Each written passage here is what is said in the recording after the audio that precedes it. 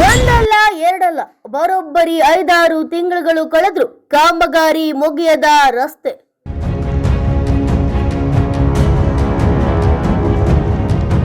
ಗೌರಿಶಂಕರ ನಗರದ ರಸ್ತೆಯ ಅವ್ಯವಸ್ಥೆ, ಪ್ರಯಾಣಿಕರ ನರಕಯಾತನೆ. ಗಣರಾಸ್ಪತ್ರೆ ರಸ್ತೆಯ ದುರಾವಸ್ಥೆ, ಎದ್ದು ಬಿದ್ದು ಸಂಚರಿಸುವ ಸವಾರರು. 5-6 ತಿಂಗಳು ಕೂಡ ಕಳೆದ್ರೂ ಕಾಮಗಾರಿ ಮುಗಿತಾ ಇಲ್ಲ. ಗೌರಿಶಂಕರ್ ನಗರದ ಗಡದಾಸ್ಪತ್ರೆ ಎದುರಿನ ರಸ್ತೆ ಇದೀಗ ಜನರಿಗೆ ನರಕ ದರ್ಶನವಾಗಿದ್ದು ಅಕ್ಷರಶಃ ಸಂಚಾರ ಮಾಡೋದೇ ಯಾತನೆಯಾಗಿದೆ.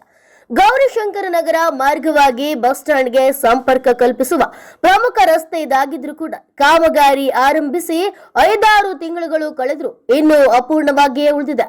ರಸ್ತೆ ಮಧ್ಯೆ ದೊಡ್ಡ ಗುಂಡಿಗಳು, ಮಣ್ಣು ಕುಳಿಗಳು ತುಂಬಿದ್ದು ವಾಹನ ಸವಾರರು, ಪಾದಚಾರಿಗಳು ದಿನನಿತ್ಯ ಅಪಾಯದ ನಡುವೆ ಸಂಚರಿಸುವಂತಾಗಿದೆ. ವಿಶೇಷವಾಗಿ ಆಸ್ಪತ್ರೆ ಎದುರಿನ ರಸ್ತೆ ಆಗಿರೋದ್ರಿಂದ ರೋಗಿಗಳು, ವೃದ್ಧರು, ಗರ್ಭಿಣಿಯರು ತೀವ್ರ ತೊಂದರೆಯನ್ನ ಅನುಭವಿಸುತ್ತಿದ್ದಾರೆ.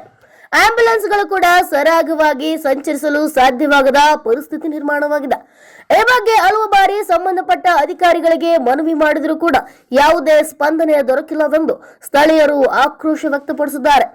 ತಕ್ಷಣವೇ ರಸ್ತೆ ಕಾಮಗಾರಿ ಪೂರ್ಣಗೊಳಿಸಿ ಜನರ ಸಮಸ್ಯೆಗೆ ಪರಿಹಾರ ಕಲ್ಪಿಸಬೇಕೆಂದು ಸಾರ್ವಜನಿಕರು ಆಗ್ರಹಿಸಿದ್ದಾರೆ. Maruti Mundaragi, news pulse, Ranebennur.